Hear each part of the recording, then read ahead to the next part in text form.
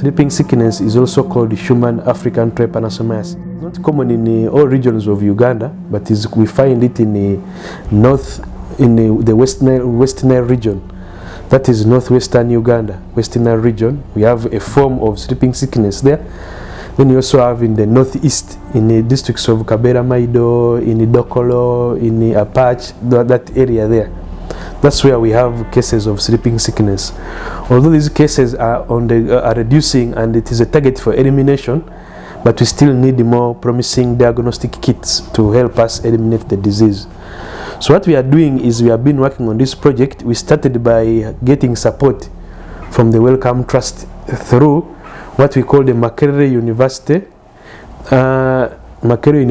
Stroke Uganda Virus Research Institute, Infection and Immunity Training Center. That is what they call MUI Plus. When a person has been diagnosed with sleeping sickness, the treatments differ because we have two stages of the disease. The first stage is we have parasites in the blood. Then after some few months, the parasites go in the brain, and it is very hard to treat parasites in the brain. Because of that, treatment for the early stage, which is where the parasites are in the blood, is different from the late stage when the parasites go in the brain. Therefore, before treatment is commenced, they need to do a lumbar puncture. You have seen the lumbar puncture before. They will puncture in the vertebrae and they get what we call cerebrospinal fluid. This technique is very painful, and also it requires well-trained personnel to carry out. So because of this, the patients are not willing to undergo the lumbar puncture, and also when the person who is trained to carry it out is not around, then the patient is going to wait longer to get the necessary treatment because they have to decide which treatment they are going to give.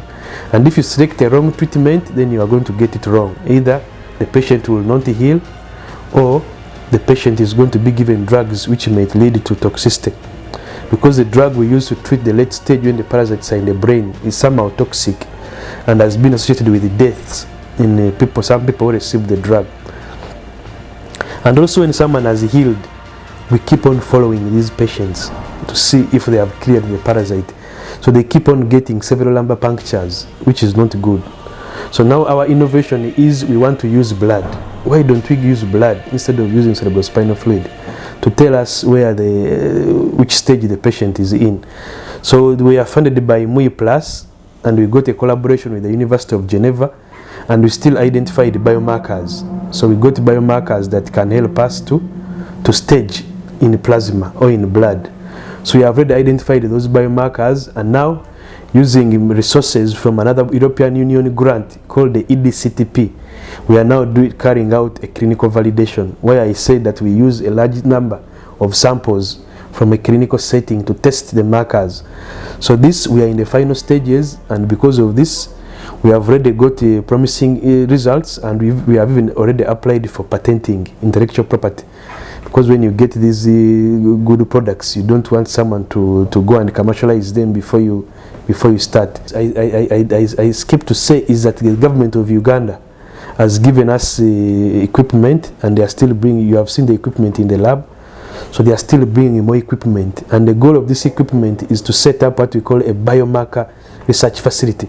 This facility is a very good requirement if you are going to talk about chemotherapeutics, you are going to talk about diagnostics, especially in infectious and non-communicable, especially cancer. So through a collaboration with the Uganda Cancer Institute, we are setting up the lab down there, as you have seen. And this lab is going to be identifying biomarkers in all these conditions.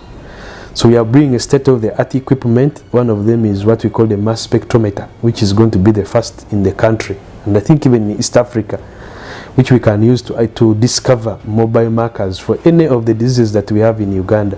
So that we can make our own, the goal that the government wants is that we can make our own diagnostics, then we can also initiate identifying what we call drug discovery for the case of Uganda without actually relying on the developed world.